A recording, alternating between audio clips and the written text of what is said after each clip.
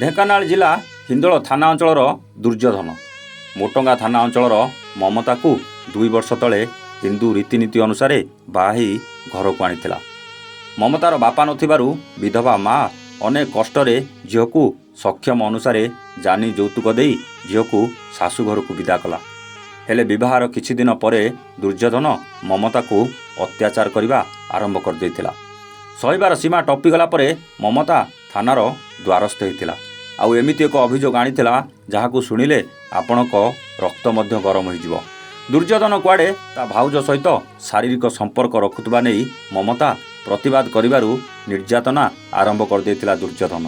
କ'ଣ ଥିଲା ପୁରା କାହାଣୀ? ଦୁର୍ଯ୍ୟୋଧନ କ'ଣ ସତରେ ତା ଭାଉଜ ସହିତ ସମ୍ପର୍କ ରଖିଥିଲା, ନା ଆଉ କିଛି କାରଣ ଥିଲା, ନା ମମତା ମିଛ କହୁଥିଲା? ଏସବୁ ଜାଣିବା ଆଜିର ଏ କାହାଣୀରେ। ଦିଅର ଭାଉଜଙ୍କ ଚୋରା ପିରତି। ହ୍ୟାଲୋ ହାଏ ନମସ୍କାର, ଷ୍ଟୋରି ୱିଥ୍ ପ୍ରତାପର ଆଉ ଏକ ନୂଆ କାହାଣୀକୁ ଆପଣଙ୍କୁ ସ୍ୱାଗତ।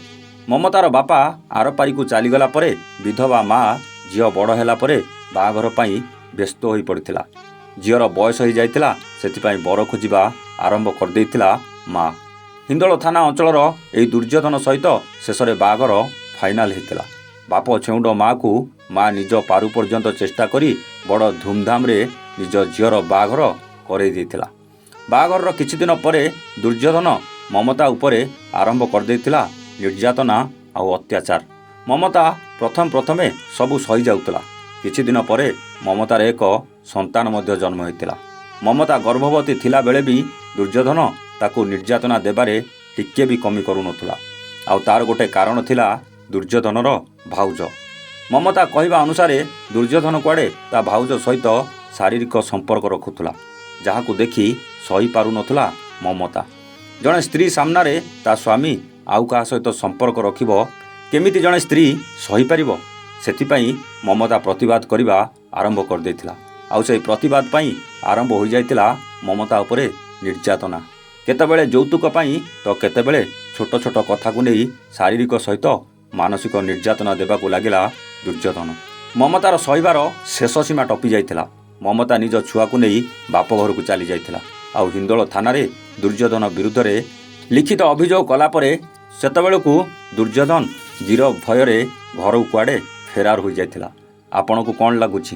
ଦୁର୍ଯ୍ୟୋଧନର ତା ଭାଉଜ ସହିତ ସମ୍ପର୍କ ଅଛି, ନା ମମତା ମିଛ କହୁଛି?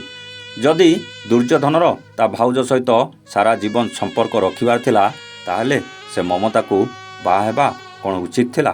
ଯଦି ଏକଥା ସତ ହୋଇଥାଏ, ତେବେ ଏଥିରେ କ'ଣ ଦୁର୍ଯ୍ୟୋଧନ ଏକା ଦୋଷୀ, ନା ତା ଭାଉଜ ବି ସମାନ ପରିମାଣରେ ଦୋଷୀ? ଏସବୁ ପ୍ରଶ୍ନର ଉତ୍ତର ଯଦି ଆପଣ ଜାଣିଥିବେ, ତେବେ କମେଣ୍ଟ କରି ନିଶ୍ଚିତ ଜଣାଇବେ। ହଁ, ଆମର ଖୁବ୍ ଶୀଘ୍ର ଆରମ୍ଭ ହେବାକୁ ଯାଉଛି ରଙ୍ଗ ନମ୍ବର ପ୍ରେମ କାହାଣୀ, ବଣ୍ଟି ବବଲିଙ୍କ ରଙ୍ଗ ନମ୍ବର ପ୍ରେମ। ସବୁଦିନ ରାତି 9ଟାରେ ଦେଖିବାକୁ ଜମାରୁ ବି ଭୁଲିବେନି। ଆଜି ପାଇଁ ରହୁଛୁ, ଆମେ ପୁଣି ଆସିବୁ ଆଉ ଏକ ନୂଆ କାହାଣୀ ସହିତ ଷ୍ଟୋରି ୱିଥ୍ ପ୍ରତାପରେ। ସେତେବେଳେ ଯାଏ ନମସ୍ତେ, ଜୟ ଜଗନ୍ନାଥ।